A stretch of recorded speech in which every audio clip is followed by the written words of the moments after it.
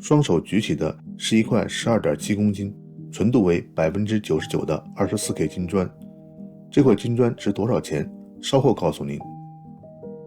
这是用金砖制成的兔年纪念币，达克在这里祝朋友们新年发财，大吉大利。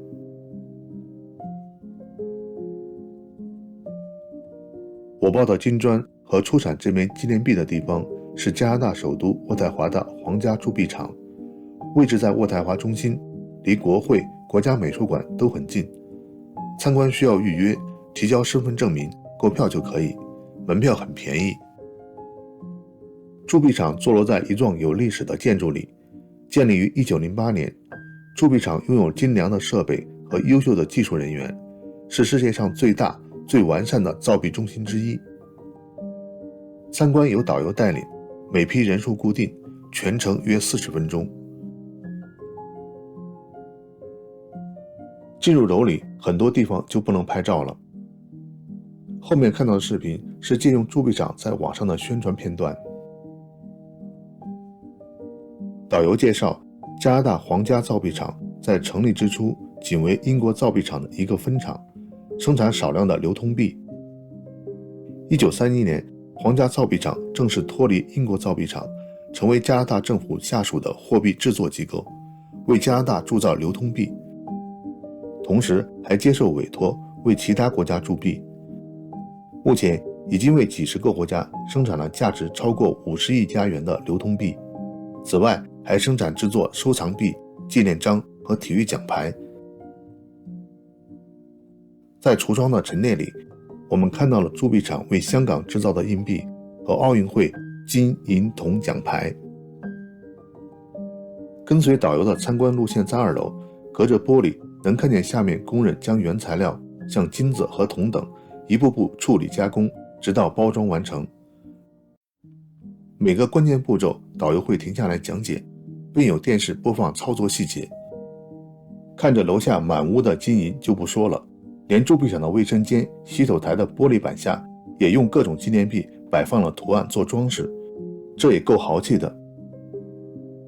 参观结束后，可以在铸币厂的商店购买各式精美的纪念币。我举起的那块金砖也在店里供人把玩，按现今的金价相当于530万人民币。有网友网上感叹，打结金库不仅是技术活，更是体力活，500多万人民币拿起来多难啊，还是金子省事。回帖则说，当然省事，可是你能拿出来吗？多年前还真有人从这里拿走了不少小块的金砖。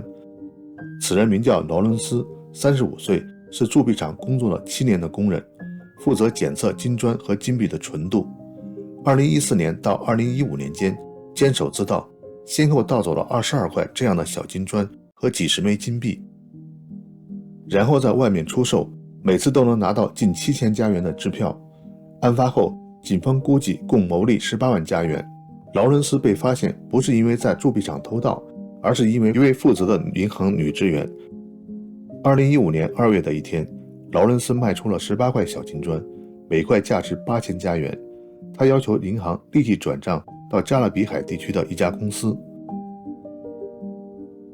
这么大的一笔支票存款引起了银行职员的注意，再看他的工作单位是皇家铸币厂，于是报告了上级，这才对劳伦斯进行调查，发现他的衣柜中有4块小金砖。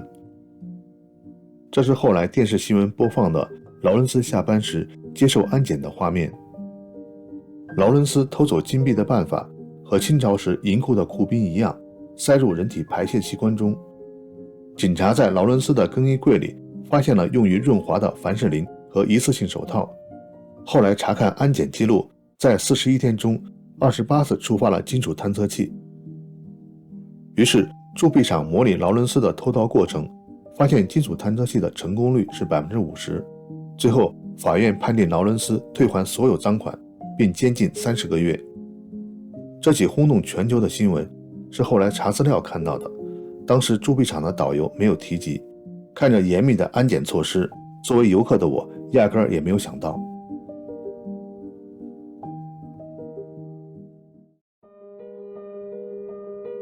报完金砖，又来到不远处的加拿大银行博物馆，见识了从古至今和世界各地的货币。参观金融博物馆一直是个念想。纽约的一家金融博物馆一直在找新馆址，关门了好几年。加拿大银行博物馆就在加拿大央行旁边，不仅是最高法院、议会广场等等，参观起来时间和安排都很方便。博物馆起源于1950年代，加拿大银行尽力搜集本国的硬币、代币和纸币。后来所收集的大约11万件藏品被列为国家藏品。1980年12月修建了货币博物馆，对外开放。馆里展出了9000多件硬币、纸币、代币、印版和相关工具等藏品。一进门，你就可以看见这块大西洋群岛上密克罗西亚人500多年前开始使用的石币，要论体积和重量，估计是世界上最大最重的钱了，直径2米，重2吨。当然，当地人用它交易时，并不搬动石头，只是改变所有权。收藏时用了吊车才搬进了博物馆。这里刚刚进行过更新升级，参观前鼓励游客在屏幕前创立一个电子虚拟个人，输入的信息存放在发放的手镯上，后面参观时可以及时互动。首先是数字化展品，通过互动介绍加拿大的经济和金融的基本知识，比如这里是讲供求关系，这里可以告诉加拿大每个家庭的收入和花费情况。接着是实物展出，按时间轴陈列货币的演进过程。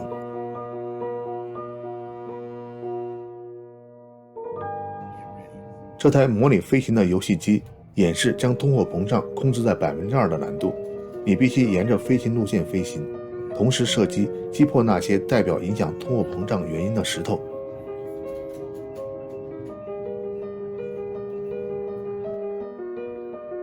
这是用控制水流演示货币的流动情况，从央行发行货币引导到所需要的领域，比如金融机构、工厂和家庭等等，通过控制闸门来引导水流流向目标区域。这样寓教于乐的展品自然很受孩子们的欢迎。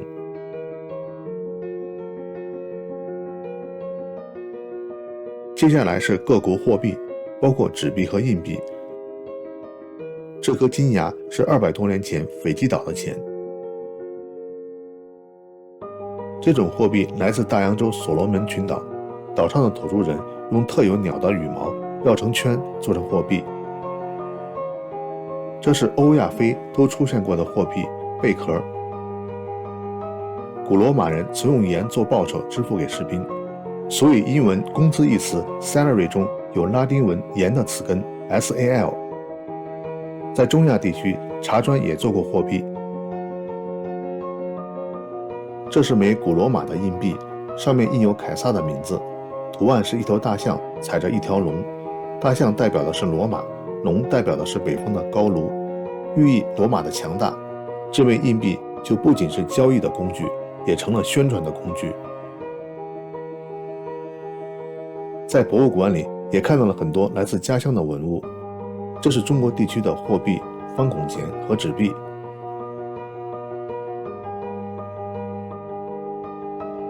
还有博物馆特意向观众推荐的战国的奇刀和明朝的宝钞。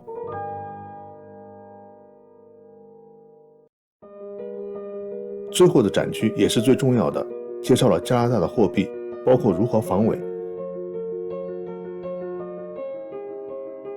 有一个互动项目，让我发行了自己的达克型纸币。